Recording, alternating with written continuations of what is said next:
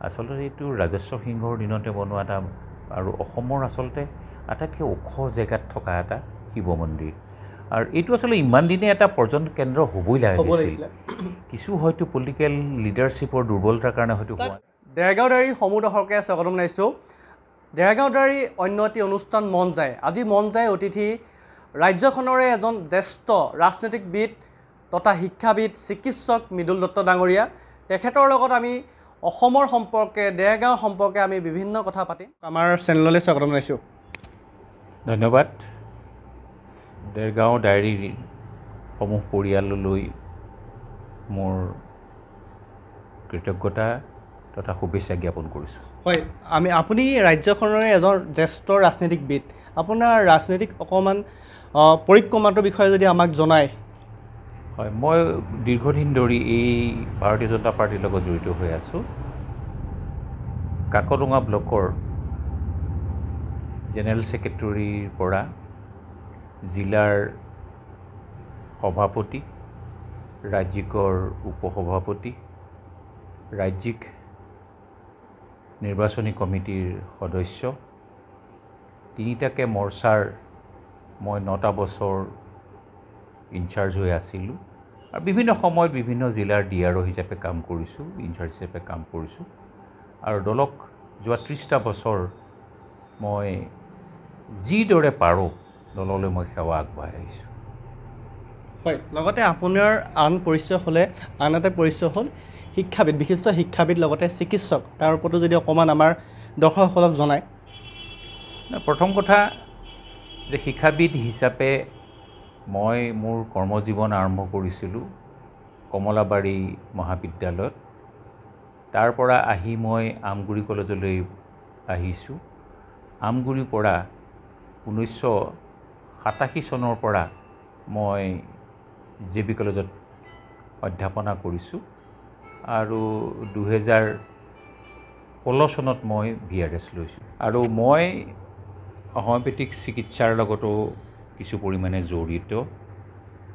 মই যেতিয়া PhDৰ কাম কৰিছিলোঁ গুৱাহাটীত, তেতিয়া মই দিনৰ ভাগত হোমিঅ'পেথিৰ ডিপ্ল'মা 2 বছৰীয়া তাৰ পঢ়া শুনা কৰিছিলোঁ। তাতো মই সুখ্যাতিৰে উত্তীৰ্ণ হৈ মোৰ PhDখিনিও মোৰ শেষ কৰিছোঁ মই আৰু সেইমতে মই চিকিৎসা যিটো ক্ষেত্ৰ অন্ততঃ হোমিঅ'পেথিটোৰ উত্থানৰ হকে মই কাম কৰি আহিছোঁ আৰু দেৰগাঁৱৰ ৰাইজেই নহয় সমগ্ৰ অসমৰ পেচেণ্ট মোৰ আছে। হয়, আচলতে আপুনি দেৰগাঁৱৰ নিচিনা ইমান সৰু জেগা এটাৰ পৰা ওলাই গৈ ৰাজ্যিক প্ৰেক্ষাপটে হওক বিভিন্ন দায়িত্বত আপুনি কাম কৰিছে। এই দায়িত্বখিনি কথাটো কওকচোন, আপুনি কেনেকুৱা দায়িত্বত কাম কৰিছে?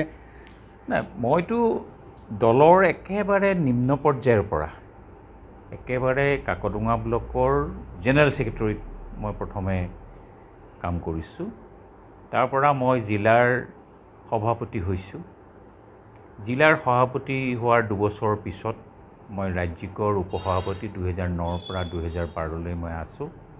তাৰ উপৰিও মই মহিলা মৰ্চাৰ ইনচাৰ্জ হিচাপেও কাম কৰিছোঁ আৰু ৰঞ্জিত দত্ত ডাঙৰীয়া যেতিয়া ৰাজ্যিক সভাপতি আছিলে তেতিয়া মই ৰাজ্যিক নিৰ্বাচনী যিটো আমাৰ আছে তাৰো মই সদস্য হিচাপে অসমৰ ৰাজনীতিলৈ বৰঙণি আগবঢ়াইছোঁ। হয়, আপোনাৰ দিনৰ যেতিয়া ৰাজনীতি আজিৰ দিনৰ ৰাজনীতি আকাশ পাতাল পাৰ্থক্য কি, আপুনি পৰিৱৰ্তন কি দেখিছে বা নিজৰ দলতে কি পৰিৱৰ্তন দেখিছে আপুনি? দলটোৰ যথেষ্ট পৰিৱৰ্তন মই দেখা পাইছোঁ মোৰ নিজ চকুৰে। যেতিয়া আমি দল কৰিছিলোঁ বৰ কঠিন সময় BJPৰ কাৰণে। অসমৰ ৰাইজে BJPক স্পেচ এটা দিবলৈ মন কৰা নাছিলে। হয় মানুহে কংগ্ৰেছ কৰিছিলে, নহয় AJP কৰিছিলে। সেইকাৰণে থাৰ্ড স্পেচ এটা উলিয়াই ল'বলৈ আমি অশেষ কষ্ট কৰিব লগা হৈছিলে আৰু সেইমতে আমি সুফলো পাইছোঁ। কাৰণ মই যিটো মোৰ কেৰিয়াৰ, পলিটিকেল কেৰিয়াৰ, মই খুমটাই সমষ্টিত আৰম্ভ কৰিছিলোঁ আৰু সেই সমষ্টিটো মই নিজ হাতেৰে সেই সমষ্টিটো মই তুলি ধৰিছিলোঁ। 2টা পৰ্যায়ত মই ইলেকশ্যন খেলিছোঁ। অতি বেয়া দিনত 2006, 2011ত মই এই 2টা সমষ্টিত এই দলটোক প্ৰতিষ্ঠা কৰাত মোৰ এটা অৰিহণা আছে। আৰু যাৰ বাবে আমি আজিৰ তাৰিখত খুমটাইৰ পৰা এজন বিধায়ক পাইছোঁ। আৰু দ্বিতীয়তে দলটোৰ ডিচিপ্লিনাৰী যিখন কমিটি আছিল এটা সময়ত মই তাৰো মেম্বাৰ।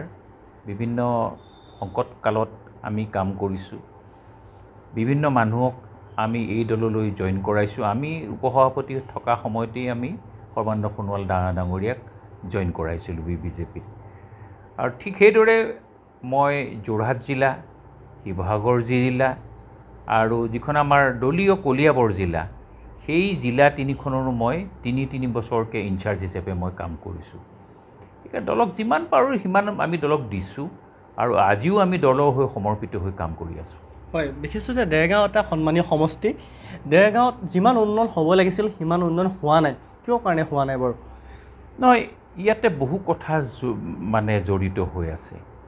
দেৰগাঁও সমষ্টিটো এটা সময়ত নয়ন শৰ্মা ডাঙৰীয়া, নগেন বৰুৱা ডাঙৰীয়া, আমাৰ নাৰায়ণ ডাঙৰীয়া, এইসকল আমাৰ দেৰগাঁৱৰ পৰা প্ৰতিনিধিত্ব কৰিছিল।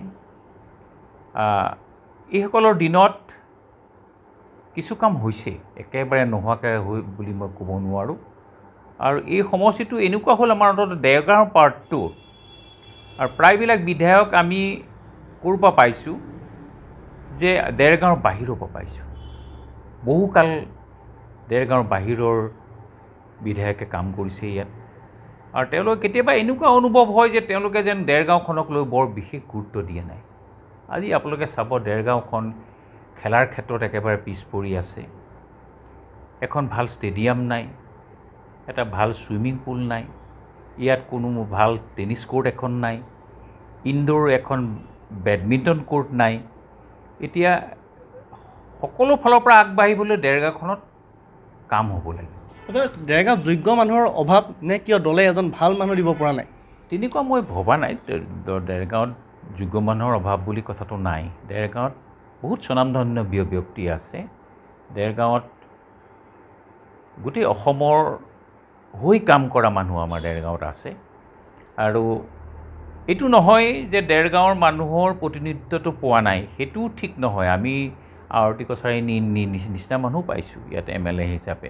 কিন্তু তেওঁলোকে যিদৰে কাম কৰিব লাগিছিল, যিদৰে তেওঁলোকে দেৰগাঁওখনৰ অভাৱ অভিযোগৰ মূল্যাংকন কৰিব লাগিছিল, সেইবিলাক হোৱা নাই। আচলতে দেৰগাঁও সাংস্কৃতিক চহৰ, শিক্ষিত মানুহ ইয়াত থাকে। তাৰপিছতো আমাৰ দেৰগাঁৱৰ ৰাইজে কিন্তু দেৰগাঁৱৰ পৰা এজন যোগ্য প্ৰতিনিধি বিচাৰে, কিন্তু সদায় অৱহেলিত হৈ আছে যে আমি যোগ্য প্ৰতিনিধি এজন দেৰগাঁৱৰ পৰা পোৱা নাই। এই ক্ষেত্ৰত আপোনাৰো চাগে মনত আক্ষেপ এটা আছে? তেনেকুৱা কথা থাকিব। কথাটো এনেকুৱা ধৰণৰ যে এই চিটটো যিটো ৰিজাৰ্ভেশ্যনত আছিল, বহু বছৰ 3টা দশকৰ ওপৰ ৰিজাৰ্ভেশ্যনত আছে।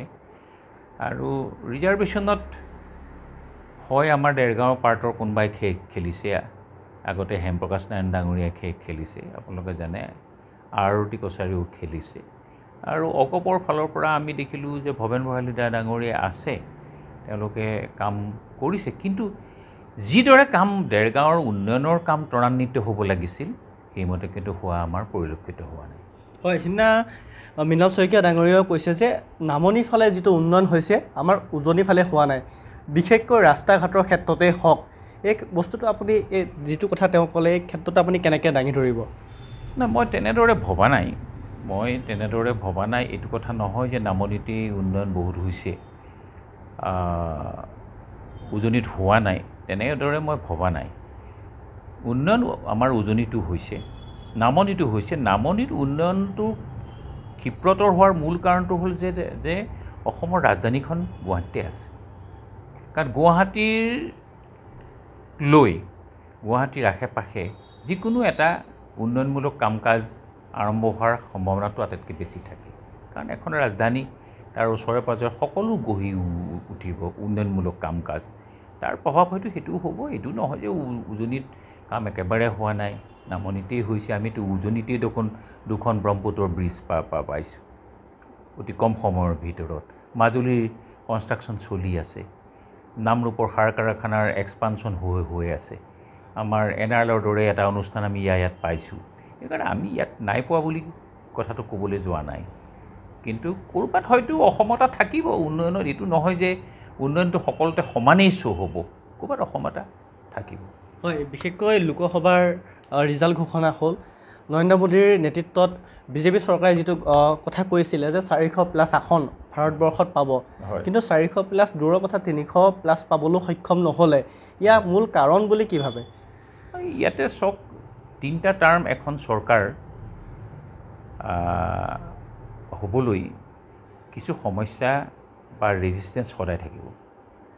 কাৰণ 3বাৰ প্ৰাইম মিনিষ্টাৰ জৱাহৰলাল নেহৰুৰ পিছত অকল মোদী ডাঙৰীয়া হৈছিল, আৰু এই দলটোৰ আমি উত্থান পতন আমি দেখা পাইছোঁ, বহুত উত্থান পতন আমি দেখা পাইছোঁ, কাৰণ আমি জন্মলগ্নৰ পৰা এই দলটোৰ লগত আছোঁ।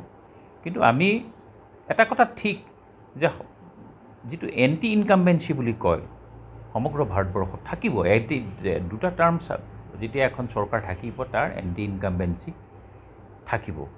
আৰু আটাইতকৈ ডাঙৰ কথা হ'ল যে এটা আন্তঃৰাষ্ট্ৰীয় ষড়যন্ত্ৰ হৈছিল, এইটো আমেৰিকাৰ পৰা হৈছে। বহু পুঁজিপুতি, বহুত ভাৰত বিৰোধী শক্তি তাত জড়িত হৈ আছিল, যে মোদীক দ্বিতীয়বাৰ প্ৰধানমন্ত্ৰী হিচাপে যাতে প্ৰক্ষেপ কৰিব নোৱাৰে, বা তেওঁক আমি যাতে প্ৰধানমন্ত্ৰী হিচাপে পাব নোৱাৰোঁ, তাৰ বাবে কিন্তু ষড়যন্ত্ৰ হৈছে। বৃহৎ ফাণ্ডিঙৰ কামো কিন্তু হৈছে। তথাপিও চৰকাৰ গঠন কৰিলে। আমি এইটো আমাৰ সহযোগী দলৰ সৈতে আমাৰ চৰকাৰ হৈছে, আৰু কমফৰ্টেবল মেজৰিটি আছে। আপোনালোকে চাওক, অকলেই আমি কতখিনি ছিট পাইছোঁ, কংগ্ৰেছে আমাৰ আধা ছিটো পোৱা নাই। সেইকাৰণে এতিয়াও বিজেপি ভাৰতৰ এটা সৰ্ববৃহৎ দল আৰু আটাইতকৈ শক্তিশালী দল। আৰু এটা কথা যে ইলেকশ্যনৰ পাক মুহূৰ্তত বা যিটো ইছ্যু প্ৰধানকৈ আহিছিলে যে ৰাম মন্দিৰ য'ত আছিলে তাতে প্ৰতিষ্ঠা হ'ব লাগে, অযোধ্যাৰ ৰাম মন্দিৰ প্ৰতিষ্ঠা হ'ব লাগে। কিন্তু অযোধ্যাতে কিন্তু বিজেপিৰ শোচনীয় অৱস্থা দেখা গ'ল। যে ইয়াৰ কাৰণ কি হ'ব পাৰে? ইয়াৰ কাৰণ বিভিন্ন কাৰণ থাকিব পাৰে। আচলতে আমি ইয়াৰ পৰা সেই কথাখিনি প্ৰত্যক্ষভাৱে কৈ দিবলৈ আমাৰ অসুবিধা।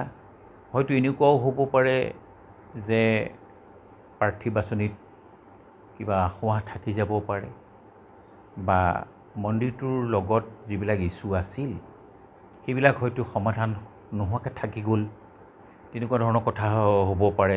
আৰু দ্বিতীয় কথা হ'ল যে ইয়াতে ইউপিত তাৰমানে এনেকুৱা হ'ল যে সমাজবাদীৰ লগত কংগ্ৰেছ বা এইবিলাক যিবিলাক দল আছিল, তেওঁলোকে কিছুমান অনাহক ইছ্যু ৰেইজ কৰি আমাৰ কিছু ভাৱমূৰ্তি বেয়া কৰিলে, যাৰ বাবে এইটো নহয় যে অযোধ্যাৰ এমপিটো হাৰিলোঁ মানে আমাৰ সকলো শেষ হ'ল। ৰাম সদায় আমাৰ অন্তৰত থাকিব, অযোধ্যা পুনৰ আমি ঘূৰাই পাম।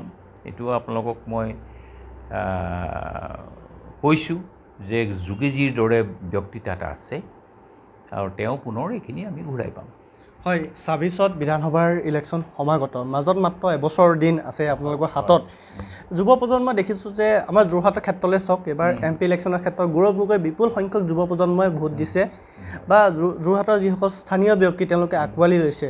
এতিয়া কংগ্ৰেছে ক'ব বিচাৰে যে 26ত অসমত কংগ্ৰেছৰ চৰকাৰ হ'ব, যে ঢৌটো কংগ্ৰেছৰ ফালে। এই ক্ষেত্ৰত আপুনি এজন জ্যেষ্ঠ ৰাজনীতিবিদ হিচাপে কি দেখিছে পথ পৰিৱৰ্তন? কংগ্ৰেছেতো ক'বই আৰু আমি চৰকাৰ বনাম, আমিও ক'ম আমি বনাম। আজিৰ তাৰিখত কংগ্ৰেছে অসমত চৰকাৰ বনাব পৰা স্থিতিত নাই। ইয়াতে বেলেগ বেলেগ আৰু দলৰ সহযোগত কংগ্ৰেছে ক'ৰবাত অকণমান আগবাঢ়িছে। আৰু আমি যোৰহাট হাৰিলোঁ মানে এইটো নহয় যে আমি আৰু চব হাৰিলোঁ, আমাৰ ছিট অক্ষুণ্ণ আছে। যোৰহাট হাৰিছোঁ তাৰ কাৰণ বা তাৰ কাৰক কি আছে এইবোৰ দলে বিশ্লেষণ কৰিব, এইখিনি সংশোধনৰ বাবে আমাৰ দলে চেষ্টা কৰিব। আমাৰ নেতৃত্ব আছে, সবল নেতৃত্ব আছে, যাৰ বাবে আমি এই গোটেই আমাৰ হিতক যদি গৌৰৱ ক'ৰবাত হৈছে যোৰহাটৰ দৰে জেগাত, সেইখিনি আমি ঘূৰাই অনাত চেষ্টা কৰিম। হয়, আচলতে বিজেপি দলত বিজেপি বা পুৰণা বিজেপিও এটা কথা মাজে মাজে হৈ থাকে, বা সামাজিক মাধ্যমতো প্ৰচাৰ হোৱা দেখা যায়। আপুনি অসমৰে এজন জ্যেষ্ঠ ৰাজনীতিবিদ হিচাপে এই ক্ষেত্ৰত আপুনি কি ক'ব? তেনেকুৱা কিবা আছে নেকি দলৰ ভিতৰত? নাই, তেনেকুৱাতো কথা নাই। এটা দল সৰ্বব্যাপী সৰ্বস্পৰ্শী হ'বলৈ হ'লে আমি সকলোকে আঁকোৱালি ল'ব লাগিব। কাৰণ দল এটা আজি ভাৰতীয় জনতা পাৰ্টি বিশ্বৰ সৰ্ববৃহৎ দল কেনেকৈ সম্ভৱ হৈছে যে আন দলৰ মানুহে বিজেপিলৈ আহিছে, বিজেপিক আঁকোৱালি লৈছে। সেইকাৰণে আমি নতুন পুৰণি বুলি তেনেকুৱা কথা আমাৰ নাই।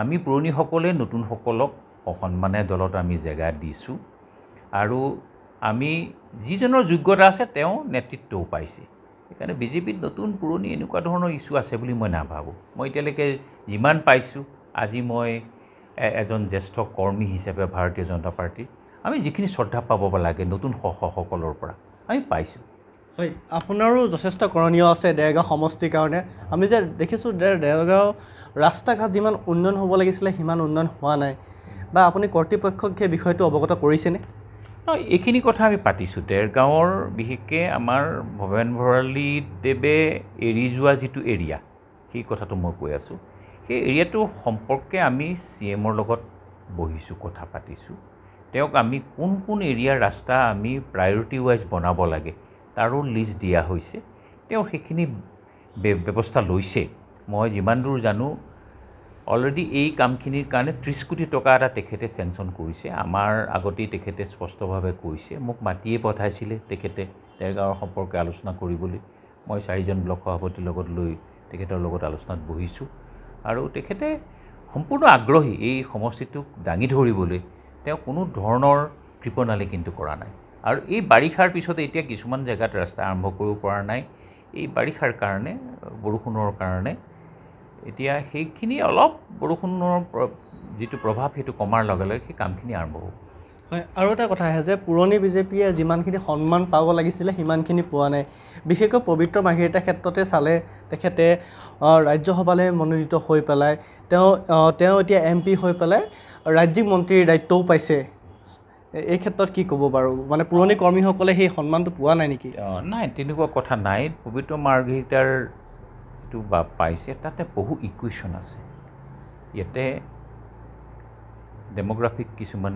ইকুৱেশ্যন আছে কাৰোবাক যেতিয়া দায়িত্ব দিয়া যায় সেইখিনি চিন্তা কৰোঁতে দলে জ্যেষ্ঠতা বা কিবা এই কথাবোৰ চিন্তা নকৰে সেই ব্যক্তিজনৰ মেৰিটৰ কথা চাব আৰু তেওঁ কেনেদৰে অসমৰ জনগাঁথনিৰ লগত খাপ খায় এই কথাখিনি আমি চাব লাগিব কাৰণ যোৰহাট চিটটো যিটো আমাৰ পৰাজয় তাৰ লগত কিন্তু এই কথাটো অকণমান জড়িত হৈ আছে তেওঁৰ যোগ্যতা আছে আমি জানো তেওঁ সাংস্কৃতিক জগততে নহয় পলিটিকেল লিডাৰ হিচাপেও তেখেতে এষ্টাব্লিছ হৈছে আৰু তেওঁ পাইছে তাত ক'বলগীয়া আমাৰ নাই হয় লগতে বিজেপিয়ে যিখিনি আঁচনি আচলতে ৰাইজৰ মাজলৈ ঠেলি দিছিলে এই আঁচনিসমূহ যিসকলে পাই আছিলে কিন্তু তেওঁলোকে বিজেপিক ইমান সংখ্যক ভোট দিয়া নাই আঁচনিৰ ফালৰ পৰা এই ক্ষেত্ৰত কি ভাবিছে এই আঁচনিখিনিৰ প্ৰয়োজন নে যে ফ্ৰী চাউলেই হওক যে কোনে ক'ব খোজে যে ফ্ৰী চাউল পোৱাৰ পিছত মানুহবোৰ এলেহুৱা হ'ল পথাৰলৈ নাযায় খেতি নকৰে যে চাউলটো আহিবই তো তেনেকুৱাও আমাৰ খেতিডৰা বা মাটিডৰা এনেই পৰি থকা দেখা গৈছে কোনো জেগাত হয় নহয় এই কথাটো যিখিনি বেনিফিচিয়াৰীক আমি টাৰ্গেট কৰিছিলোঁ আমি নিৰ্বাচনৰ আগত লোকসভাৰ যে অন্ততঃ 60% যদি আমি প্ৰতিটো এছেম্বলিৰ বেনিফিচিয়াৰীক টাৰ্গেট কৰিব পাৰোঁ তেতিয়া আমি এটা সমষ্টি জিকি যাবলৈ ইমান অসুবিধা নহয় তাৰ আমি ফলাফল পাইছোঁ কাৰণ আমি 14টা চিটৰ ভিতৰত আমাৰ এলায়েন্সৰ সৈতে আমি 11টা চিট পাইছোঁ সেইকাৰণে তাক আমি এইটো কৈ দিয়া নাই যে বেনিফিচিয়াৰী আমাক ভোটটো একেবাৰে নাই দিয়া ক'ৰবাত হয়তো হিন্দেৰী হ'ব আৰু কেতিয়াবা মানুহে ভোট দিওঁতে ব্যক্তিজনৰ সকলো কথা চাই তেওঁ মেৰিট চাই কেতিয়াবা দল হ'লেও ব্যক্তি চাই ভোট দিয়ে আজি মই যিটো অনুভৱ গৌৰৱ গগৈ কংগ্ৰেছ বুলি ভোট দিয়া নাই কংগ্ৰেছক গৌৰৱ গগৈ বুলিহে তেওঁ ভোট দিছে যোৰহাটৰ ৰাইজে তেওঁক গৌৰৱ গগৈ বুলিহে ভোট দিছে প্ৰাৰ্থী চাই ভোট দিছে কংগ্ৰেছ বুলি কিন্তু ভোটটো দিয়া নাই আচলতে তেনেকুৱা প্ৰাৰ্থী আচলতে বিজেপিটো আছে সেইসকলে কিন্তু সুযোগ পোৱা নাই আচলতে নাই তেনেকুৱা কথা নাই সুযোগটো পাইছে একেবাৰে নোপোৱা কথা নহয় এতিয়া ইতিমধ্যে তপন গগৈ ডাঙৰীয়া MP হৈয়ে আছে তেওঁৰ কাৰ্যকালতেই তেওঁক আকৌ দ্বিতীয়বাৰৰ বাবে তেওঁক দিয়া হৈছে আৰু সেইকাৰণে তপন গগৈ ডাঙৰীয়াৰ প্ৰাৰ্থিত্ব সম্পৰ্কে আচলতে আমি বিশেষ ক'ব লগা নাই তেওঁৰ নিজৰ যোগ্যতা আছে আশোক নেতৃত্ব দিয়া এজন ব্যক্তি আৰু কেতিয়াবা ৰাইজে আমি ভবাৰ বিৰুদ্ধে গৈ মতদান কৰে কাৰণ তেনেকুৱাই কিবা হৈছে বহুত কিবা হয়তো আমি ক'ৰবাত যিটো ভোটৰ মাইক্ৰ' মেনেজমেণ্ট বুলি কয় সেইটো হয়তো কৰাত বিফল হৈছোঁ বা তেনেকুৱা কিবা কথা আছে হয় বিশেষকৈ আৰু এটা ভাল লগা কথা যে আপোনালোকৰ কাৰণে যে কাজিৰঙা সমষ্টিটো এইবাৰ কামাখ্যা প্ৰসাদ তাছা ডাঙৰীয়াই জয়লাভ কৰিলে আগন্তুক কৰণীয় যথেষ্ট থাকিব আপোনাৰ জ্যেষ্ঠ কাৰ্যকৰ্তা হিচাপে বহুতখিনি থাকিব এই ক্ষেত্ৰত কেনেকৈ দেখে এই সমষ্টিটো আগবঢ়াই নিয়াৰ ক্ষেত্ৰত কি পৰিকল্পনা আপুনি উত্থাপন কৰিব বিশেষকৈ ডেৰগাঁৱৰ ক্ষেত্ৰতে ডেৰগাঁৱৰ ধৰক উন্নয়নৰ ছবিখন আমাৰ চকুত জল পটপট হৈ আছে ক'ত কি আছে নাই আমি জানো সেইমতে আমি যিজন সাংসদৰ পুঁজি তাৰ কিমান অংশ আমি ডেৰগাঁৱলৈ আনিব পাৰোঁ আমি চেষ্টা কৰিম তেওঁৰ লগত কথা পাতিম তেওঁ এজন উদীয়মান বিজেপি নেতা আৰু সৌভাগ্যক্ৰমে মোৰ এজন ছাত্ৰ আৰু তেওঁক আমি শুদ্ধ পথত আমি লৈ যাম আমি প্ৰায়ৰিটি ৱাইজ কাম কৰিম ডেৰগাঁও আজি তাৰিখত প্ৰথম প্ৰায়ৰিটি কি আছে সেইমতে আমি কাম কৰিম আন জেগাবিলাকতো কৰিম কাৰণ ডেৰগাঁও সমষ্টিত এতিয়া বহু এৰিয়া অন্তৰ্ভুক্ত হৈ গৈছে গোলাঘাটৰ পৰা 4টা পঞ্চায়ত আহিছে এনেকৈ আপোনালোকে সকলোৱে গম পায় যোৰহাট পাৰ্টৰ আহিছে মাজুলী পাৰ্টৰ আহিছে সেইকাৰণে সকলো সামৰি তেখেতে কাম কৰিব হয় ডেৰগাঁও আচলতে বহুদিনৰ এটা অভাৱ যে এখন প্লেগ্ৰাউণ্ড খেলপথাৰ বা তেনেকুৱা অভাৱ সেইটো আপুনি উত্থাপন কৰিছেনে মুখ্যমন্ত্ৰী সেইটো ইতিমধ্যে CMৰ মানে দিয়া হৈছেই অলৰেডি দিয়া হৈছে আৰু ডেৰগাঁৱত ডাঙৰ সমস্যা হ'ল কি যে আমাৰ ইয়াত হাইলেণ্ড নাই সেইটো এটা ডাঙৰ অভাৱ হিচাপে পৰিগণিত হৈছে আমি যদি কাইলৈ ডাঙৰ কিবা এটা প্ৰজেক্ট ল'ব লাগে তেতিয়া আমি বাগানখিনিয়ে টাৰ্গেট কৰিব লাগিব তাৰ বাহিৰে আমাৰ হাইলেণ্ড নাই এতিয়া ডেৰগাঁৱত আপুনি ধৰক কাইলৈ মহকুমাৰ কথা এটাও মানে বহুত দিনৰ পাছত হৈ আছে এতিয়া চাব জিলা হিচাপে কৰিছে ইয়াতে এজন ADC কাৰ্যভাৰ ল'ব সেইকাৰণে আমাৰ ডেৰগাঁৱত যিখিনি কৰিব লগা হৈছে সেইখিনি আমি কৰিম আমাৰ ডাঙৰ অভাৱ হ'ল যে প্লেগ্ৰাউণ্ড নাই মই ইতিমধ্যে কৈছোঁ ধৰক কাইলৈ এটা ছুইমিং পুলৰ অভাৱ আমাৰ ডেৰগাঁৱৰ ল'ৰা ছোৱালী গৈ যোৰহাট বা গোলাঘাটত সাঁতুৰিবলৈ যায় বেডমিণ্টনৰ ইনডোৰ কোৰ্ট এখন ভাল নাই ভাল ষ্টেডিয়াম এটা লাগে নাই আমাৰ ষ্টেডিয়াম এটা লাগে ভাল ইনডোৰ ষ্টেডিয়াম এটা লাগে ভাল আউটডোৰ ষ্টেডিয়াম লাগে এইবোৰ আমাৰ একো নাই আমি দেখিছোঁ যে ডেৰগাঁৱৰ পৰা বহুতকেইজন আমাৰ ধ্ৰুৱ তামুলীয়ে হওক বহুতকেইজন ক্ৰীড়াবিদ ওলাই গৈছে কিন্তু তেওঁলোকৰ প্ৰশিক্ষণ কৰিবলৈ ভাল ষ্টেডিয়াম এটা নাই নিজৰ প্ৰচেষ্টাত তেওঁলোকে কৰি আছে এই ক্ষেত্ৰত আপুনি জ্যেষ্ঠ কৰ্মী হিচাপে আপুনি মুখ্যমন্ত্ৰীক পোনে অনুৰোধ জনাব নেকি নাই নিশ্চয় জনাম তেখেতক আমি যেতিয়াই পাওঁ ডেৰগাঁৱৰ সমস্যা সম্পৰ্কে আলোচনা কৰোঁ আৰু তেখেতে খুব ভালদৰে সেইখিনি শুনে বুজি পায় সেইখিনি কিন্তু সেইখিনি হ'ব আমি এইটো আশা ৰাখিছোঁ যে ডেৰগাঁওবাসীক আমাৰ বৰ্তমানৰ যিজন মুখ্যমন্ত্ৰী তেওঁ নিৰাশ নকৰে লগতে আমাৰ নেঘেৰিটিং মন্দিৰ ঐতিহাসিক নেঘেৰিটিং মন্দিৰ আহোম দিনৰ পৰা সকলোৱে জানে তেওঁ পঞ্চমুখী এবাৰ শিৱ মন্দিৰ সেই মন্দিৰভাগৰ পৰ্যটনৰ খণ্ডত যিমানটো প্ৰচাৰ বা প্ৰসাৰ হ'ব লাগিছিলে সেইটো হোৱা নাই শিৱসাগৰ যিমান প্ৰচাৰ হৈছে পুৰণিকলীয়া যে আহোম ৰজাসকলে আহোঁতে ইয়াতে সেৱা কৰি পেলাই তেওঁ ৰাজধানীলৈ গৈছিল কিন্তু এইটো ভাৰতৰ প্ৰেক্ষাপটত বা অসমৰ প্ৰেক্ষাপটত ইমান প্ৰচাৰ হোৱা নাই ইয়াক পৰ্যটনৰ খণ্ড হিচাপে ৰূপায়ণ কৰিবলৈ অসমৰ পৰ্যটন মন্ত্ৰী বা মুখ্যমন্ত্ৰীক আপুনি জনাইছে নেকি নাই এইখিনি এটা সময়ত যেতিয়া আমাৰ CM ছাৰ আহিছিলে নেঘেৰিটিঙলৈ তেতিয়া ৰাইজে স্মাৰকপত্ৰ দিছে আচলতে এইটো ৰাজেশ্বৰ সিংহৰ দিনতে বনোৱা এটা আৰু অসমৰ আচলতে আটাইতকৈ ওখ জেগাত থকা এটা শিৱ মন্দিৰ আৰু এইটো আচলতে ইমান দিনে এটা পৰ্যটন কেন্দ্ৰ হ'বই লাগিছিল কিছু হয়তো পলিটিকেল লিডাৰশ্বিপৰ দুৰ্বলতাৰ কাৰণে হয়তো হোৱা নাই অতিথিশালা এটাও নাই সেইটো আপোনালোকে জানে আমিও জানো এতিয়া টুৰিজিম ডিপাৰ্টমেণ্ট আৰু আৰ্কিঅ'লজিকেল ছাৰ্ভে অফ ইণ্ডিয়া এতিয়া গোটেই পাৰ্মিশ্যন হওক কিবা হওক আৰ্কিঅ'লজিকেল ছাৰ্ভে অফ ইণ্ডিয়াই দিলেহে আপুনি তাত ৱাল এখন বনাব পাৰিব কিবা এটা বনাব আৰু কিবা এটা আঁচনি ল'ব পাৰিব সেইকাৰণে মই ভাবোঁ যে চৰকাৰৰ টুৰিজিম ডিপাৰ্টমেণ্টে সেইখিনি উদ্যোগ লৈ আৰ্কিঅ'লজিকেল ছাৰ্ভে অফ ইণ্ডিয়াৰ লগত কথা বতৰা পাতি যিখিনি কৰিব পাৰি সেইখিনি কিন্তু আমি আগন্তুক দিনবিলাকত কৰিবলৈ চেষ্টা কৰিম আচলতে নেঘেৰিটিং মন্দিৰ যদি আমি পৰ্যটন খণ্ড হিচাপে ৰূপান্তৰ কৰিব পাৰোঁ বহুতো যুৱক যুৱতী স্বাৱলম্বিতা পথ ওলাই আহিব কাৰণ কাষতে তেওঁলোকে লজ বা হোটেল তেনেকুৱা বনাব পাৰিব কিন্তু এই কামটো আগবাঢ়ি যোৱা নাই আচলতে সম্ভাৱনা আছে জেগাকণত মানুহ আছে অতি ঘন জনবসতিপূৰ্ণ এলেকা তাত কিন্তু ল'ৰা ছোৱালীখিনিয়ে স্বাৱলম্বীৰ এটা পথ বাচিব যদি এইটো পৰ্যটন খণ্ড হিচাপে ৰূপান্তৰিত হ'ব পাৰে নহয় এইটোতো সম্পূৰ্ণ মানে সম্ভাৱনা থকা এটা জেগা আৰু পৰ্যটন কেন্দ্ৰ হিচাপে গঢ়ি তুলিলে এইটো মানে মাৰ্কেটিং হ'ব লাগিব আমি গঢ়িম আমি কাইলৈ অতিথিশালা বনাম বা কিবা কৰিম এইটো আমি ৱেবছাইটত এৰিব লাগিব যে ডেৰগাঁও মানে যিটো শিৱদৌল তাৰ ইতিহাস সম্পৰ্কে হওক ইয়াৰ ওচৰৰ জিঅ'গ্ৰাফিকেল লোকেশ্যন সম্পৰ্কে আমি বিশ্ববাসীক জনাব লাগিব, ভাৰতবাসীক জনাব লাগিব। তেতিয়াহে তেওঁলোকে গম পাব যে ইয়াতে ইমান দিনীয়া পুৰণি এটা হেৰি আছে, মন্দিৰ আছে, আৰু তেতিয়া নিশ্চয় পৰ্যটকক আকৰ্ষণ কৰিব। আৰু এটা ডাঙৰ প্লাছ পইণ্ট আছে কি, এই মানে মন্দিৰটোৰ ওচৰে পাজৰে চাহ বাগান আছে, সেইটো এটা ডাঙৰ এটা চ'ৰ্চ হ'ব পাৰে আমাৰ কাৰণে, যিটো আমি টুৰিজিম বুলি কওঁ, সেইটো লগতে চাইমালটেনিয়াছলি কিন্তু গ্ৰ' কৰাৰ সম্ভাৱনা আছে। হয়, আৰু এটা দেৰগাঁৱত এটা বৃহৎ সমস্যা আছে, বেলেগে কি কয় নাজানো, কিন্তু বান্দৰৰ সমস্যা। আচলতে বান্দৰৰ কাৰণে দেৰগাঁও খুমটাই মানুহখিনিয়ে খেতি কৰিব নোৱাৰে। বহুত খেতিয়কে কয় যে আমাৰ মাটি বাৰী পৰি আছে যে বান্দৰে অমিতা পুলি এটা ৰুলেও অমিতাটো আগটো ভাঙি থৈ যায়। সেই ক্ষেত্ৰত আপুনি কেনেকৈ দেখে?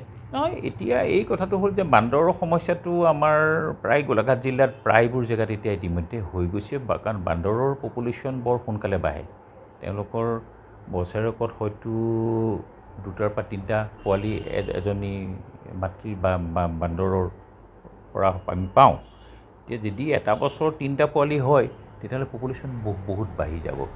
এতিয়া বান্দৰক আচলতে জনবসতিৰ পৰা আঁতৰাই পঠোৱাৰ এটাই কথা যে বনাঞ্চল ধ্বংস হ'ব নালাগিব, বনাঞ্চলত ফল মূলৰ গছ গছনি ৰুব লাগিব, আৰু হ্ৰস্বম্যাদী যিখিনি আমাৰ ব্যৱস্থা হ'ব পাৰে তাৰ ভিতৰত আমি হয় যিখিনি মতা বান্দৰ আছে সেইখিনিক মানে ষ্টেৰিলাইজ কৰিব পাৰি। তেওঁলোকক তেতিয়া কৰিলে তেওঁলোকৰ বংশ বৃদ্ধি নহ'ব, কিন্তু সেইটো পাৰ্মানেণ্ট চলিউশ্যন নহয়। পাৰ্মানেণ্ট চলিউশ্যনটো হৈ গ'ল দীৰ্ঘম্যাদী যিটো সময় সেইটো হৈ গ'ল যে আমি গছ গছনি গঢ়ি তুলিব লাগিব, ফল মূলৰ বাগিচা বা ফল মূলৰ গঢ়ি তুলিব, তেতিয়া বান্দৰ ঘূৰি তালৈ গুচি যাব। এতিয়া আমাৰ বান্দৰৰ সমস্যাৰ সৃষ্টিৰ মূলতেই আমাৰ মানুহখিনি, আমি তেওঁলোকৰ যিবিলাক বসতি স্থান তাত আমি অতিক্ৰমণ কৰিছোঁ, যাৰ বাবে তেওঁলোক ইয়ালৈ আহিবলৈ বাধ্য, খাদ্যৰ তাৰণাত তেওঁলোক আহিছে। সেইকাৰণে এইটো চৰকাৰেও গম পাইছে, ফৰেষ্টেও গম পাইছে, কেনেকৈ তেওঁলোকে চলিউশ্যন কৰিব বিচাৰে সেইটো মই বৰ বিশেষ এতিয়ালৈকে গম পোৱা নাই। শেষত আপোনাৰ পৰা এটা প্ৰশ্ন সুধি আমি প্ৰতিবেদনটো শেষ কৰিম যে 26ত ইলেকশ্যন সমাগত, এইটো আপোনালোকে ৰণদংকা কেনেকৈ আৰম্ভ কৰিব, প্ৰস্তুতি কেনেকৈ আৰম্ভ হৈছে দলৰ মাজত? নাই, আমাৰ আচলতে বিজেপিৰ নিৰ্বাচন সন্মুখত লৈ আমি দলীয় কাৰ্যক্ৰম নকৰোঁ, এইটো আমাৰ অনগয়িং প্ৰচেছ এটা। আমি দলটোৰ শক্তিশালী কৰাৰ কাৰণে আমি কামবিলাক নিৰন্তৰ কৰি থাকোঁ। আমি ৰাইজৰ ওচৰ চাপোঁ, ৰাইজৰ অভাৱ অভিযোগৰ আমি খবৰ লওঁ, আৰু দলটো কেনেকৈ আমি সংগঠিত কৰিব পাৰোঁ, শক্তিশালী কৰিব পাৰোঁ, আৰু কেনেকৈ আমি সৰ্বব্যাপী সৰ্বস্পৰ্শী কৰিব পাৰোঁ, সেইখিনি আমি সদায় চেষ্টা কৰিছোঁ। এতিয়া আমি লোকসভাৰ নিৰ্বাচনৰ কাৰণে আমি দেৰগাঁৱত এনেকুৱাও হৈছে যে আমি ৰাতি 11-12টালৈ কাম কৰিছোঁ দলটোক আগবঢ়াবলৈ, এটা নতুন সমষ্টি, তাৰ পৰা আমি 25-26 হাজাৰ ভোটৰ লিড দিবলৈ সক্ষম হৈছোঁ। সেইখিনি দলীয় কৰ্মীৰ ত্যাগ, তেওঁলোকৰ যিখিনি কাম কৰাৰ যিখিনি উদ্যোগ, তাৰ বাবে এইটো সম্ভৱ হৈছে। হয়, শেষত কি ক'ব আমাৰ দৰ্শকসকলক বা দেৰগাঁওবাসী ৰাইজক? দেৰগাঁওবাসী ৰাইজক মই এটাই ক'ম যে আপোনালোকে যিটো উন্নয়নৰ ধাৰা দেৰগাঁৱত হয়তো আপোনালোকে এতিয়ালৈকে দেখা নাই, ভৱিষ্যত দিনবিলাকত আপোনালোকে দেখা পাব। দেৰগাঁওখনক আমাৰ এইটো দায়িত্ব আছে, দেৰগাঁওখনক আমি সকলো দিশৰ পৰা উন্নয়নৰ শিখৰত আগবঢ়াই লৈ যাবলৈ আমি চেষ্টা কৰিম। ঐতিহ্যমণ্ডিত এখন ঠাই, এই ঠাইখনৰ উন্নয়ন আমাৰ সকলোৰে কাম্য, আৰু বিশেষকৈ যুৱসকলৰো দায়িত্ব আছে ইয়াত। আমি সকলো যুৱ বন্ধুৰ সহায় সহযোগ লৈ দেৰগাঁওখনক আমি আগন্তুক দিনবিলাকত অধিক সম্ভাৱনাপূৰ্ণ এটা বিধানসভা সমষ্টি হিচাপে গঢ়ি তুলিবলৈ চেষ্টা কৰিম। হয়, ধন্যবাদ জনালোঁ। হয়, আমাৰ লগত আজি আছিলে ৰাজ্যখনৰে এজন জ্যেষ্ঠ ৰাজনীতিকবিদ, শিক্ষাবিদ তথা চিকিৎসক মৃদুল দত্ত ডাঙৰীয়া। তেখেতৰ লগত আমি অসমৰ প্ৰেক্ষাপট লগতে দেৰগাঁৱৰ উন্নয়ন বিভিন্ন গুৰুত্বপূৰ্ণ বিষয় আলোচনা কৰিলোঁ। আশা কৰোঁ দৰ্শকসকলে ভাল পালে। লগতে এইটোকে জনাই এই প্ৰতিবেদনটো শেষ কৰিছোঁ।